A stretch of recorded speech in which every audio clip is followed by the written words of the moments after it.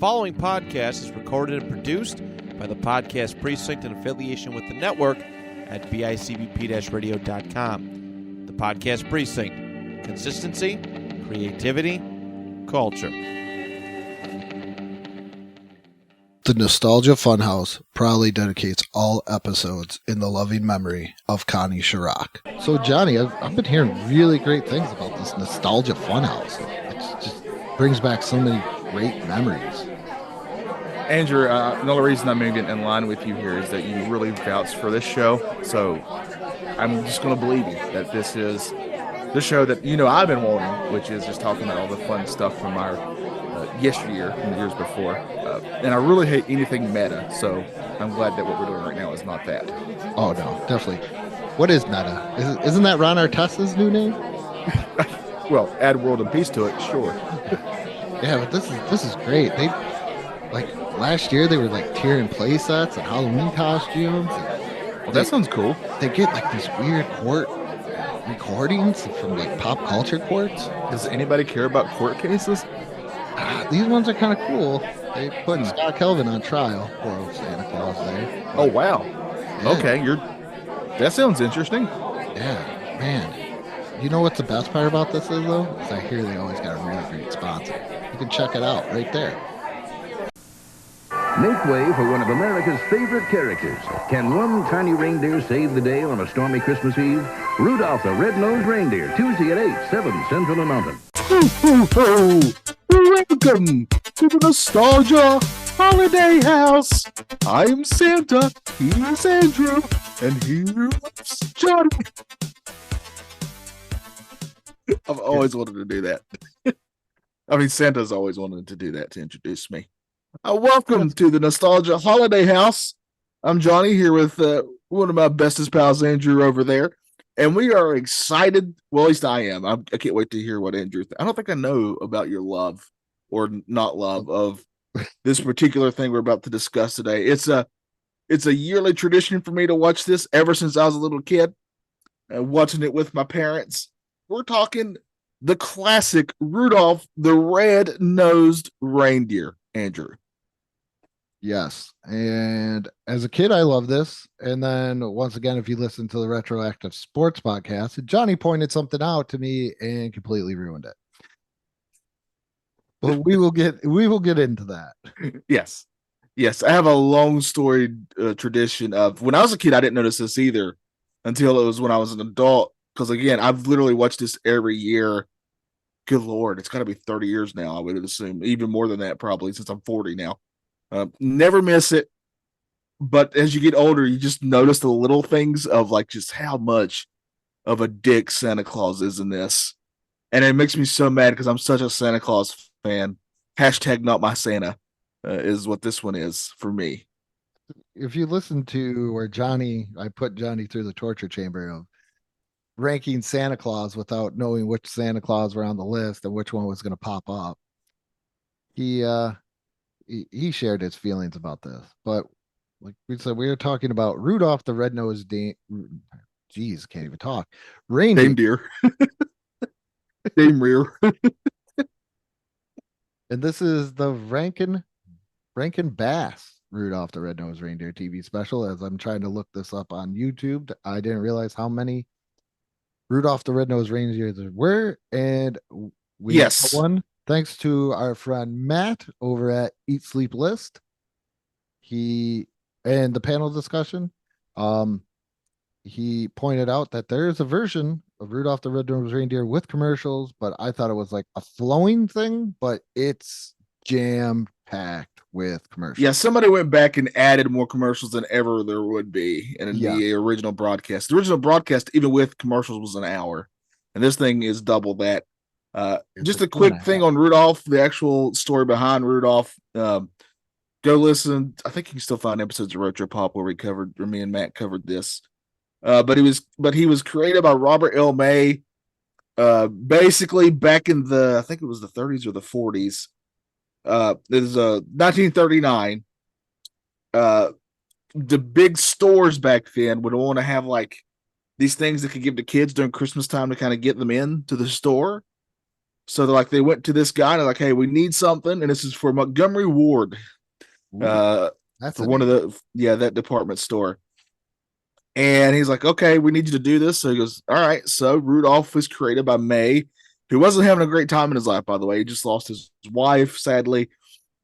But he comes up with Rudolph, and I think it's originally a coloring book, even like the first thing he's ever is a coloring book story. And that's what they're giving away to kids for that. But later on, obviously, he becomes adapted and more popular as a storybook. Later on, that's when he really catches on. And this is also one of the nicest stories in a way because Montgomery Ward, who owned Rudolph, would end up later on giving all the rights back to May because they knew he needed it. He was not well off, and that really helped him quite a lot. So that's actually a pretty nice story. But after that, Rudolph gets adopted a lot in a lot of different. The original story of Rudolph is different from this very famous song. The song, there's some changes in it. Like I think in the original Rudolph, you never know who his dad is. In the original Rudolph, and there's a lot of little differences here. And I'm going to talk about also as we go through the Rankin and Bass special, some of the things that were really fun little tidbits that I know. But yeah, so that's kind of a little crash course into the background of Rudolph the Red-Nosed Reindeer. I would dare say he's got to be right up there as like just under Santa Claus as like a popular holiday figure. Don't you think? Like he's up there. I bet every kid, despite the fact that this special came out in the 60s, I think is well aware of who Rudolph is and has probably seen it. Yeah, this is definitely a timeless classic every year watch. And I forgot how long this is, and this should have been like 30 minutes. And the fact that if you do watch it without the commercials loaded into it, it's about 45-ish, I think, without commercials. This should have been like 30 minutes. It gets way too crazy. Way too. There's a lot of things in this that I'm going to point out as we're going on. I thought there was two different things. I didn't realize there was one part of this that was still matched up with it. I thought it was two completely different things. So I'll get into that. But the first character we meet is Sam the Snowman, who's narrating as Sam. It's a big name. That's been a staple. That started as a staple. That and the mailman guy, whatever. Oh, yeah. I don't know his name. Sorry, mailman guy. Even though you're not real, but you're still real to me, damn it. But Burl Ives is Sam the Snowman. And he also is the one who will sing a lot of the songs. I forget how many songs are. I always forget how many songs is actually in this thing. There's a lot of music in this thing. I could have done without the song. There should have been one song. Rudolph, and I would also allow Silver and Gold. I'll allow those two. Okay. But the other ones are not Santa. I mean, I kind of like the Misfit song. I'm not gonna lie. Yeah. Not Santa singing that he's the ding-a-ling man or something like that. Yeah, totally. We didn't need that. No, I'm like, is he saying that? I was like, was doing the real Christmas thing with this too. I was like wrapping a couple of presents, and I'm watching this, and I think I almost cut off my finger because the minute he started singing, "I'm the ding-a-ling man" or "ring-a-ding man" or whatever, I was like, before the line before he even does that, I wish I'd written this down. Was something to the effect of talking about his jingle bells and the deer. I can't remember exactly what it was. The song is called "Jingle Jingle Jingle." Yes, but it just somebody is. First of all, let's not forget to mention this. In all of the Santa Claus lore, I never once realized that the Claus family lived in a castle. Oh my god! Yeah, the castle, the thrones that he has going on. Yeah, Mrs. Claus is great, by the way. Let's not forget that she's actually really awesome. That's probably the only character that's like on par. Like I understand, so like kind of getting into it, where we all know Rudolph gets bullied. I understand you got to like bully it up and make it seem like that. Yeah. But I feel at some points this was like way over the top. Like they were like, Yeah. like especially when you boil gimmicking it down, up. especially when you boil down why he's being bullied, why even Santa is kind of being a jerk to him. If you boil it down to him, and I'm going to get that to I that, swear but Vince McMahon wrote this. he probably did. Just certain So lines. one of my first notes though is I did watch some of the commercials. I ended up fast forwarding through a lot of them though because it was 2 hours and I just couldn't do it. I- But one of my first comments is about is that I really do miss Kmart. Yes, I miss Kmart and I love the Johnny Cash Lionel train commercial. Yes, I wrote that down. Yeah, the Johnny Cash. My other one was Here, you want to Johnny do Cash toy train commercials. A commercial 10 out of notes. 10. Let's do a commercial. Okay, let's do that. All right.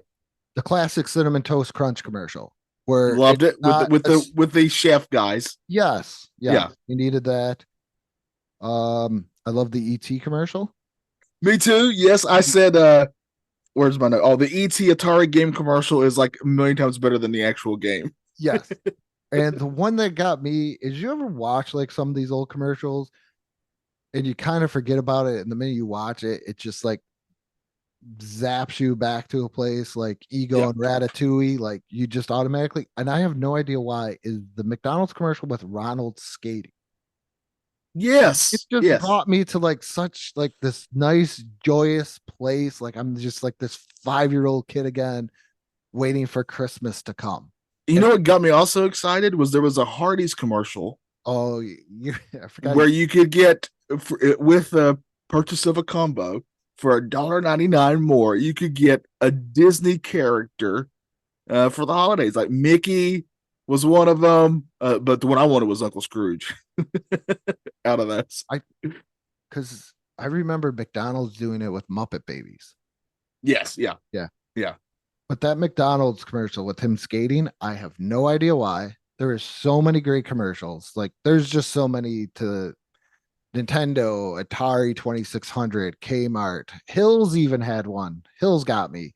Yeah. Well, I mean, this is the thing too. I mean, I know that these were purposely picked and crammed in for the thing we watched, but there really was a time, and I don't think it's so much now, where during every commercial break, you're going to encounter like 3 out of the 5 commercials are going to be holiday themed. I'd love the gift certificate too. Like yes, there was a different ones. The McDonald's had a gift certificate one. Yeah, where it wasn't like a card. Like they were like, "Here's your gift certificate book. Here's you got to put your name on there." And I just was like, I remember getting mall gift certificates. Like my grandmother got older, she'd go to the mall, get you the mall gift certificate, and it was good for anywhere in the mall. And that was awesome. But it wasn't a card. You didn't have to slide it. You just had a gift certificate, and they would give you cash back for it, or they would write on the back and say, okay, this amount is gone. And then you could just go to the next store. Yeah. So cool. But yeah, my favorite commercial though was obviously the Johnny Cash one. I knew you were gonna pop hard for that one. I really did. Big time. I got a question for you though. This opens up one of the first things you really see when you meet Rudolph is he's just born, basically. And I have a thing here. I think out of all of these characters, one of them actually has a great arc to them in this show, in this special, and that's Rudolph's dad. Because Donner starts out where he's like, he's not ashamed of his son, but he's like, you got to hide that nose, right? He's very much like, you can't be who you are. It's way more about self-respect. He has that line. Yeah. But as it goes on and his son is missing, and the famous line about it being man's work, but we'll get to that. But I will say, you're a female. Like that's when you actually see that he actually does love his son. Yeah. Right. And and then he's like, I gotta go find him. So I thought that was actually a nice arc there where I think Donner kind of turns into a good dad. He may start off a little rocky, but at least he gets there. Yeah. Because he's like, hey, let's cover this up.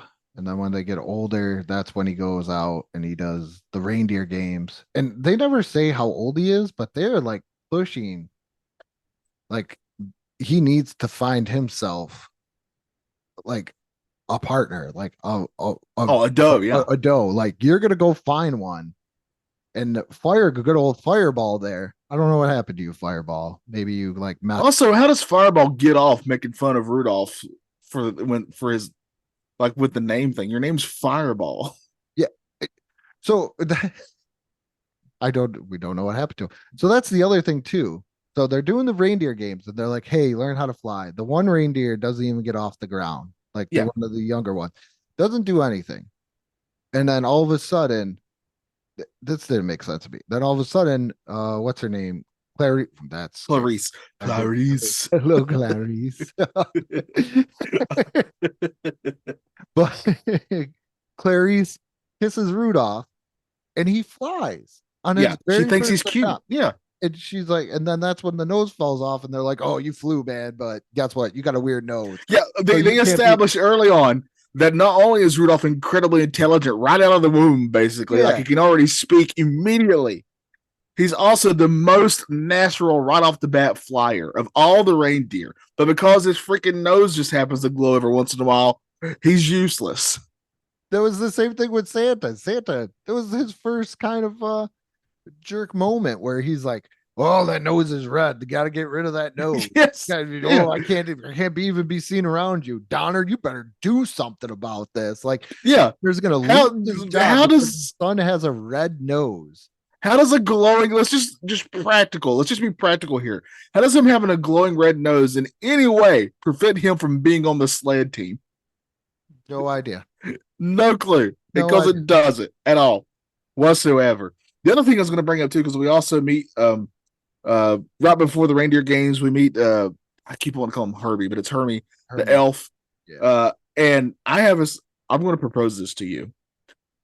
We know it's established that Santa Claus in this world is a complete D-bag, right? He's a jerk. Oh, horrible. I think the real reason that they try to keep that poor elf from becoming a dentist is because the elves have terrible insurance. I think so. And Santa is never going to cover dental. Never. Or maybe because he knows that Herbie might strike out on his own practice. Because I'm pretty sure there's probably like an on-site dentist. Oh, yeah, we don't know that. That could Yeah. be true. Yeah. I also just found out that the guy that voiced Hermie also voiced Peter Parker in the Spider-Man cartoons on television. There we go. But yeah, that's my other thinking too, as well, is that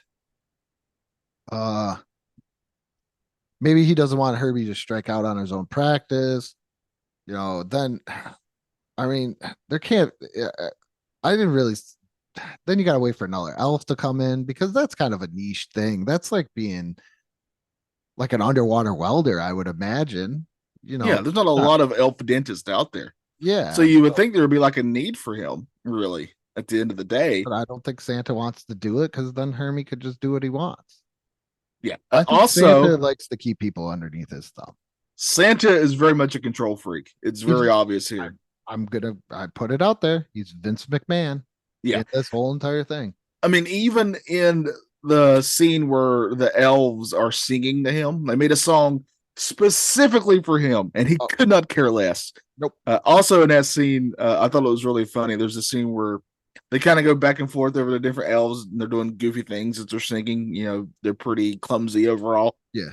But there's one scene where these two elves are next to each other and singing, and the one keeps turning his head, and he keeps like hitting the other elf, and he grabs scissors, and for a second there, I thought he was going to cut off his ear. But he doesn't. He cuts off like a bow. Is that not a Vince McMahon trait? Because he didn't come up with the idea for that song. It was no good, and he cannot put it over. Yeah. Oh, also, by the way, the head elf is also a jerk. This is probably the most Jerkville thing. If your name is not Hermie or Rudolph or Clarice and then Rudolph's mom, everyone is a jerk to them. Well, no, I would also say, oh gosh, what's his name? The guy who's always looking for gold. Yukon Cornelius. Yeah, Yukon. Yeah, him also is not a jerk. He accepts those two right away when he meets them. So he's actually one of the good ones too. Yukon Cornelius. Oh, we'll get to it. I can't wait to hear what it is. Yeah, we'll wait until they're in the thing. But they leave because they're like, hey, nobody likes us. Hermie's like, we don't. We're just a couple of misfits. Yeah. Gotta sing about it. I think that's the rules. But That's song number 4. We're a couple of misfits. Yeah, we're only like 20 minutes in, just for the record. Uh, Thankfully, these songs are really short, though. But that is where when they strike out, they meet the Yukon Cornelius. Oh, and also during this time, we're getting the Abominable from Yes. time to time. The Well, main that's the only bad thing guy I in can this. see with Rudolph's nose is that they were like, "Hey, cover up that nose. The abominable snowman's gonna." Yeah, but that makes sense because, Snow yeah, I mean that makes sense though. Like that's a practical reason did why. he Hey, we need you to cover his nose up. did he have nipples? Like, I have a feeling I saw Can something. you milk him? I have nipples, Greg. I thought I saw something there. Like I'm like, wait a minute. They made this. Now I gotta look. I gotta look up the Abominables if he's got nipples. I Yeah. never thought I'd be doing this today, but here we are. Oh, okay. No, unless they redid it.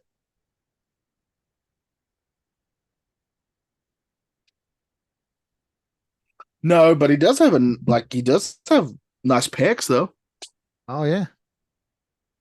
See, that's why maybe Santa would have liked him because Santa's just like Vince McMahon. Yes, he's a body guy. But this is where they land into the island of Misfits toys. Now there's a lot to unpack with this Island of Misfit Toys. The train with square wheels. The train with square wheels, out of all those, is the one that's the most misfit. Charlie in the box. Well, what about the boat that doesn't float? So, what about the bird that swims? That's pretty actually neat. You ask me.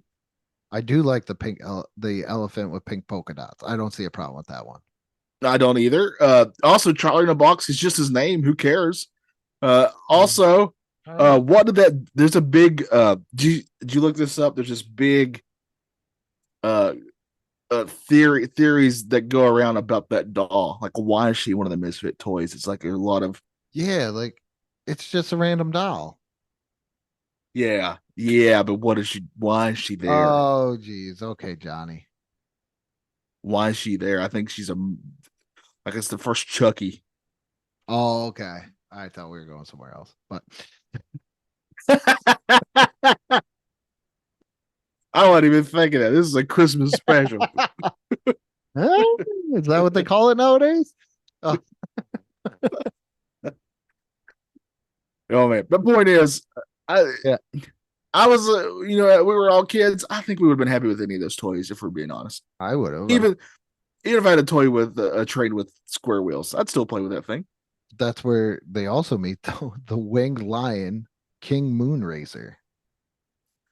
Yeah, who, by the way, when they meet him, they're like, "Hey, we're some misfits. Can we stay with you?" He immediately goes, "No, but you will help me." Yeah. No, because you're not toys. Yeah. Which is kind of odd. Because he's not a toy. No. So does he just like misfit toys? Maybe we know why that doll's there now. Oh, geez. Kind of making sense. Oh, geez. But that lion is a big hypocrite. Yeah. See, I thought the Island of Misfits toys, I don't know why, was a separate Christmas special from Rudolph. Yeah. Like at this point, I feel like this could have been written out. It makes sense for the story, but is it like I think we could live without it in the Rudolph story. Well, I'll say something when we get to the end. Okay. Because I have a, as I like to say, a fun fact at the end of this. Yeah, because he only allows him to stay one night. And this is where Rudolph leaves. Now, Rudolph thinks he's helping his friends out because he likes them, and he thinks because of his nose, he's going to get them killed.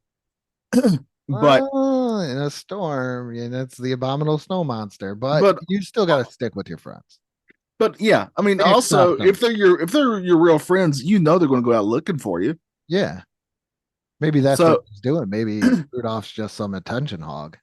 But this is also during this time where Rudolph's family comes out to look for him too. Yeah, even the does, even though this is man's work. It's man's work. Yeah. This is an actual line in this movie. And that's Children's Like, oh, she's like, I want to go help you find my son. No, this is men's work. no, not even like, no, stay here where it's safe. No, Yeah, no, this is man's work. Once again, yeah. If you had said that, like, it's dangerous out there, it would have made way more sense. nope.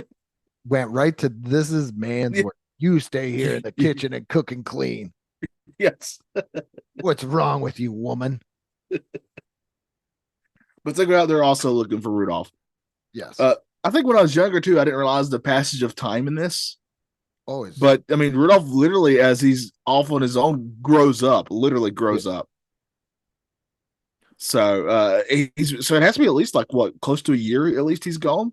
That means his family's been out looking for him for over a year. That means that let him go for a year. I didn't even realize that either. no, they've been out looking for him for a year because they went after him not too long after he left. Jeez. Yeah, that's what I'm saying. And also, his two buddies are doing the same thing, out looking for him for all that time. Because it wasn't until he'd already been gone and grown up that he decided he could go back to the North Pole to see his family. And that's when he found out they were gone, remember? Oh my goodness. This is like huge passage of time. Yes. All right. Oh, and I'm also going to say this. Another reason why this Santa Claus is a giant, just a big bag of dicks. When Rudolph shows back up and he discovers that his family's missing, Santa shows up and says, "Oh, Rudolph, they're gone." Did Santa never go looking for them? No, why would he? He's got better things to do. He's gonna go sit He on. even says that he needs Donner back for his sleigh. So even for a selfish reason, he doesn't even go out there to look for him. He's a magical being for the love of everything. He's gonna sit on his throne and verbally abuse everybody. Yeah, that's what he would rather do. That's what Santa does. Yeah, that's what this, not my Santa, hashtag. This Santa, hashtag big bowl of dicks. But this is where they run into the abominable snow monster in the cave, and he's about to eat Clarice. Rudolph like attempts, but then he gets knocked out. Pretty easily, I have to say. Yeah, and then Yukon Cornelius, and Hermie. I gotta look at that like when I say it. Yeah, I want to say Herbie too, but that's a love bug. Yeah.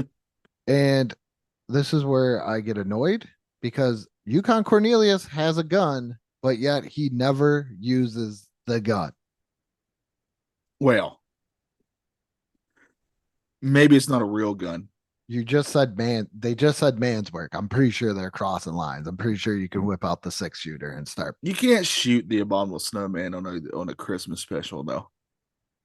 It makes much more sense to say, hey, let's make pig noises. But he can eat But Clarice. he didn't though. That was pretty close. But it makes much more sense to make pig noises. Oink, oink, oink, oink, oink. So he comes out there and so he can knock him out and take his teeth out. You know, the one thing he needs to survive. So not only did they not kill him right away, they actually made his death a slow and terrible one. He's on a pure fluid diet now. Yes. He's going to die of starvation. That's one of the why not worst just ways shoot to him? go. Why not just shoot him? What's worse? you just validated my argument where you're like, you can't kill him on a Christmas special. No, but you do it slowly, like a slowly, way more painful. You could do it and psychologically, and it also psychologically destroys you at the same time. Oh. That's the way you do it. But anyway, they save Rudolph and his family. Yep. Only for this is where I thought your Yukon argument was going to be. How dumb is he to chase the abominable over the cliff and to fall with him? But my favorite part of those where all his dogs just go with him. They just jump with him. I think he's just a warrior. Yeah. Yeah, Steph Curry or an ultimate? I don't know his value, so I gotta go with a Curry.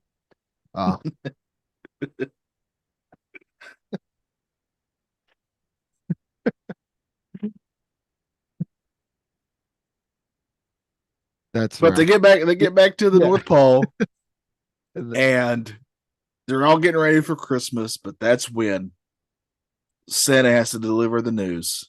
Oh, and by the way, he does get fat like overnight. Who, Santa? Yeah. Or- yeah. Yeah. Santa puts on that weight. Oh, it's seemingly overnight. Pretty impressive. So he must slim down throughout the year. Oh, man, it's very obvious. I mean, even at the beginning, at the very first, when you meet them in their castle, Sam the Snowman says, "Don't worry about Santa. He'll be fattened up in time for Christmas," which just sounds like he's about to be eaten. Yeah. But the big storm had come in, and Santa was like, "We got to cancel Christmas. There's no way we can get out in this storm tonight." But they come up with the fact that Rudolph has a nose that shines very bright. Yeah. Then all of a sudden, lo and behold, when Rudolph is useful to him, Santa loves Rudolph. Yeah, because Santa's a giant jerk throughout this whole entire movie. And, Yes. and Rudolph just accepts. I would have been like, no, guess what? Yeah.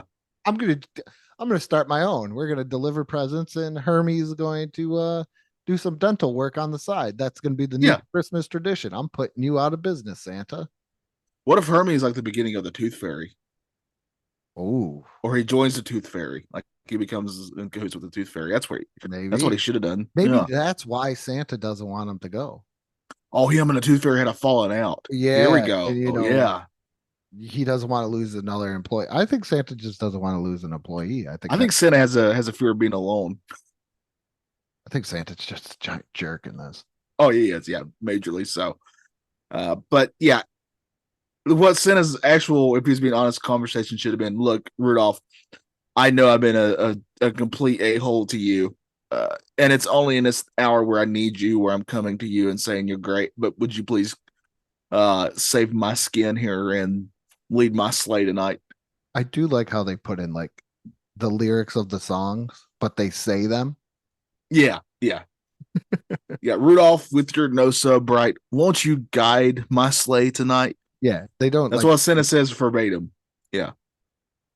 But he goes by the island of misfit toys. All right, here's what I'm going to tell you. The original ending of this animated special, the very, very original, they don't do that. It just ends with him and Santa and all the other reindeer flying off to start delivering toys. They actually don't go to pick up the misfit toys. And when they first aired it, kids everywhere were really upset because, hey, you introduced this whole island of these misfit toys, and you're just going to leave them there. So that's why, like, hey, we gotta change this. We gotta maybe fix the ending of this. So fix it in post, and that's why it now ends with them actually landing and picking up the misfit toys. Oh yeah, here it is. The Dolly for Sue mystery. Sparks speculation since her debut. Being similarly normal looking ragdoll, there is no clear reason why Dolly is on the island of misfit toys. For some time it was debated it had to do with her physical appearance. What's wrong with her? She doesn't have a nose. Oh, I thought that was just like a style choice. Other speculations were raised, and many believe Dolly was created because the rest of the type of toys on the island were boys, so they created a girl toy to balance the cast. So in the early 2000s, during an interview with Television Academy, Arthur Rankin Jr. revealed the reason she stands out from the other Misfit toys is because she was a last-minute addition to the cast, and hinted at the possibility of it being due to psychological reasons. That's what I like. I want a doll who's psychologically scarred. Who does it? Okay. What's this one? On December 8th, 2007, during a trivia game on Wait, Don't Tell Me, the mystery was seemingly put to rest as Rankin himself admitted in a recent interview she was cast off by her mistress was clinically depressed. That would become her backstory, similar to one of the characters in Pixar's Toy Story. Also, she's a depressed doll. Yeah. That's sad. Like, I just feel bad for her. Wow. Okay. I'm sorry. Do you know the story of what actually happened to the actual The puppets or the puppets? Yeah, do you know the story behind that? It's pretty fascinating. so I've heard a couple of things. Like I saw like they were talking about that. Yeah, after this special was aired, they were seemingly just going to be tossed out, it seemed, but like one of the people who worked there was like, I'm going to take a couple of these. So like I think she had the Santa Claus and Rudolph and another one I can't remember, and they were stayed in her attic for a long time, only for her kids to play with them every once in a while and grandkids and stuff, and they were only recently found some years back up in her attic. And they obviously looked like they've been played with, but it was confirmed that those were the original ones from the special that was used. Things people keep, man. Yeah. So I'm going to ask you this, Andrew. Yes. Who would you be in Rudolph the Red-Nosed Reindeer? Ooh, not Yukon Cornelius, because I would have popped one right at the monster's head. Geez, there's not really any good like. I'm glad this is for children because it's very children driven. Like where you do things. I think I'm probably Hermie. Yeah. I'll go Hermie. Yeah, that's a good one. He's a good character right away. Yeah. And I understand your issue with Yukon, but also I do like that he accepts those two right away. Like he doesn't have any issue Yeah. with any of those things. As a person, he's a good person, it seems. He's been out there for a while, probably too. Oh, definitely. Just him and those dogs. That's all it's been. So I'm gonna man. I guess I would be. This is probably the hardest one we've ever had to do. Yeah, I'll be Fireball. I want to know what happened to Fireball. I do too. Hashtag where's Fireball? My friend's podcast, there's no, what's it called? There's no fixing the butter. They actually do that. They figure out side characters and they write a backstory and then they read them off like in the episode. Oh, I like that. That's a fun idea. That's pretty cool. Yeah, I still wish I would have known what happened to. I was gonna say Charlie in the Box, but they're just a Jack in the Box with a different name. I'd probably be me because I'd be like, I don't want to make toys anymore. I think I just want to see what dentistry is, and see if I come back to the toy game later on. Yeah, you can have that to fall back on if need be. How should we rank this? Out of what are we ranking this out of? Christmas cheer? I don't. Abominables. Abominable. Misfit toys. Charlie's in the boxes. How about Dolly Sue? Since she's so depressed, I'm pretty sure. Yeah, let's do Dolly Sue. She needs a reason to cheer up. Sue. Yeah. So I give it a 3.5. I don't think I'm ever gonna watch this again unless I have grandchildren. I'm not even gonna lie. Yeah. I don't think I'll ever watch this again. I have a lot of nostalgia for this. Like I said, I grew up with it. I watched it every year, still do. I've now seen it twice this year because I watched it again for this podcast, and I'd already seen it earlier this month. I have a very soft spot for this special. And on top of that, I love stop animation too. I love that is my favorite. It just feels so lived in and literally like you feel like you can touch it. It's both those things. It just is incredible. This is a 4 out of 5 Abominables for me. It is it's all-time classic in my opinion. It's not my favorite Christmas special, but I do love it and watch it every year. You know which one I love that has to do with stop motion and claymation is Wilton Vinton's Claymation Christmas? I don't know what this is. You don't ever seen it? Walton Vinton? Yeah. Sounds like you're making words up. It's got the California raisins in it. It's the 2 dinosaurs that are like, here we go, we'll waffle lean. I know that song. I've heard that song before. Where it's like they're trying to say here we come a wassailing or whatever. Yeah, but they say waffling. But the one dinosaur always thinks it's. I'll send you a picture. Okay, please do. Because I'm really upset that you don't know what this is. But that's Rudolph the Red-Nosed Reindeer. Make sure you go to our social medias, the Nostalgia Funhouse. It's really getting crazy over on the Facebook. So join that. What a growing community. We are so grateful for all of you who are joining that and actually responding. And because right now we're doing our what's going to make it into our Hall of Fames, and that's getting some great responses out there. So Yes. make sure you go in there so you can get your votes in. Very much looking forward to what's going to win there on those. I want to check out this picture real quick. Yeah. That's kind of. This looks very familiar to me. Okay. I'll have Can't to remember if I've actually. I definitely remember these characters. When we get off air, I'll start looking. I'll see if it's on YouTube, and if I can find it, It's got to be, right? I would think so. Yep. But yeah, thanks for listening. We appreciate all you. We hope all you are having a great holiday season.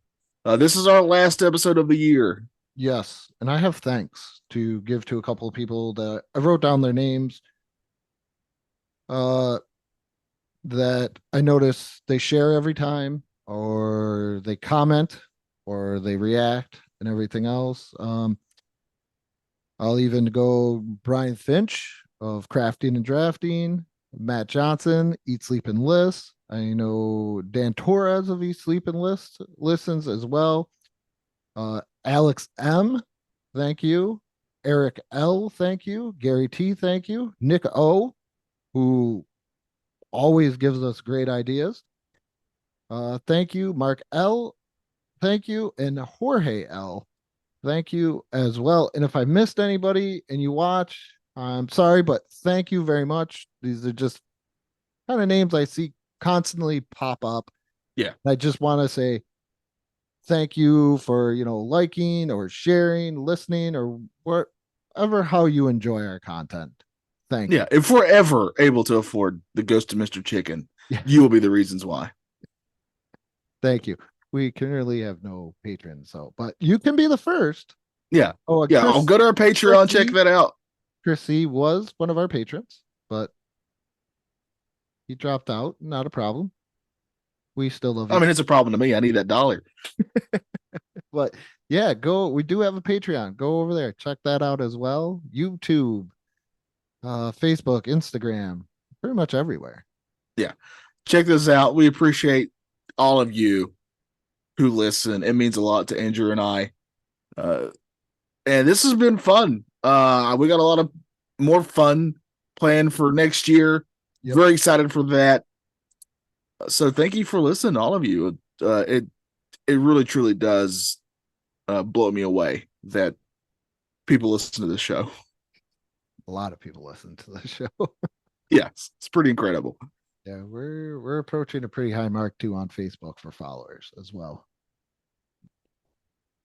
But yep, if you want to vote for the nostalgia, we've already closed out. We did the toys. We did toys and music is closed out. We're still by the time this episode comes out, movies will be done. And I think we still got 2 more left. It's 2 more categories. Yeah, TV shows and video games. Video games will be Friday the 22nd, and that's going to run until Friday the 29th, and then Friday the 29th starts TV shows. Yeah. So early next year, we're going to have a very special episode where we induct the winners into the Nostalgia Funhouse Hall of Fame. Yep. And with that being said, what may not be nostalgia for you may be nostalgia for some. And of course, this is man's work.